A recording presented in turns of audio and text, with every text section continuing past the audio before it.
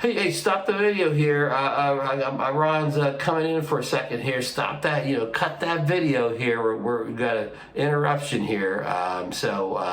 Just relax. We'll get back to the main video, but I just want to go over a few things with you first. Video here, I hope you're enjoying the extra wide view you're getting from the Freewell Anamorphic lens, which I have right here. Again, our friends over at Freewell, makers of fine ND filters for many different products, have provided these anamorphic lens for the Mavic Air 2. Now, this only fits the first Mavic Air 2. It does not fit the S model, so just beware of that.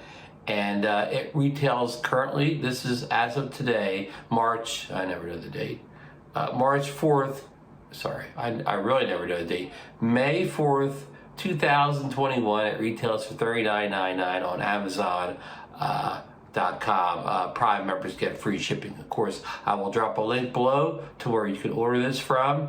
I think it's also available maybe for the Mavic 2 series, or the Mavic Pro, or anyhow, I think it may be a Mavic 2, and I know it's also available for the Osmo Pocket. I don't know which pocket that is, but anyhow, enough about it. It's definitely available for the Mavic Air 2, and as you can see in the video, it works great.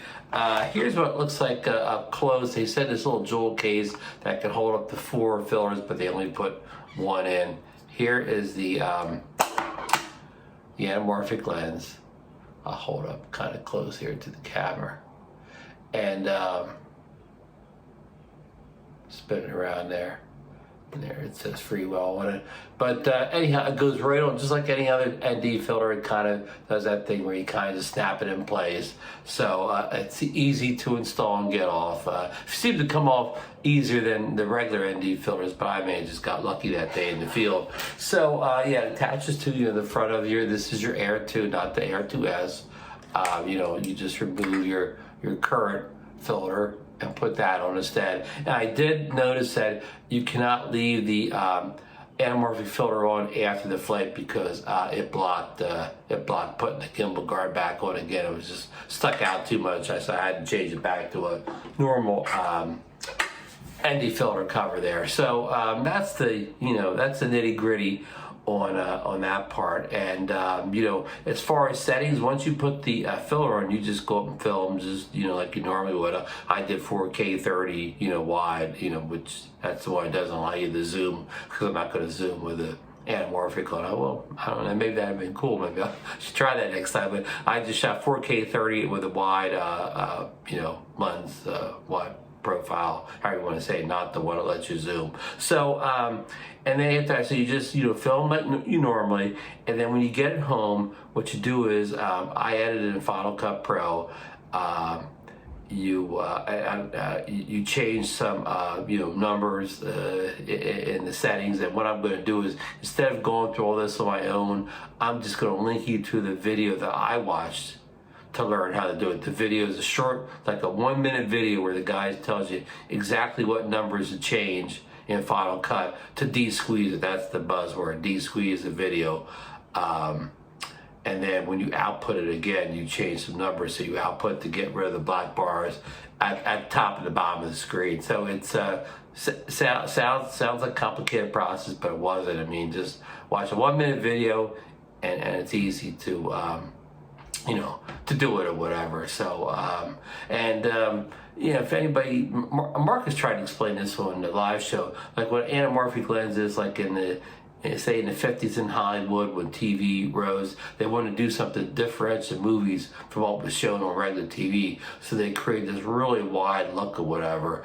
Cinescope was one of the names they used. And so this kind of just allows us to do the same thing, almost get like a real wide Cinescope look, to our frame without distorting it too much, like say a GoPro with a fisheye type thing distorts.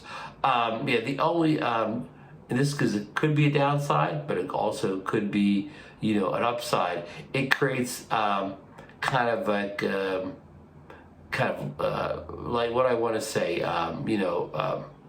light issues in the video, light leaks, trying to think of a better word, lens flare, all that stuff works, or whatever I just said. So you can see that when my video, watch when I turn towards the setting sun, in the sky, you'll see those crazy flares, light leaks, everywhere, and some may see as a con. It's all personal opinion, and some people may see as an artistic thing. I remember fooling around with anamorphic type lenses on like film cameras back in the early 80s, and we were trying real hard to get those lens flares using these crazy lenses. So whether it's a gimmick or not, that's up to you. But it's a funny thing, when I had my back that draws back to the sun, you really didn't see much of any type of issues like that, which is normally lens flares usually when you're facing the camera, of course. But anyhow, I've talked too long, so let's return to our regularly scheduled program now, and I will drop the link to how to de-squeeze it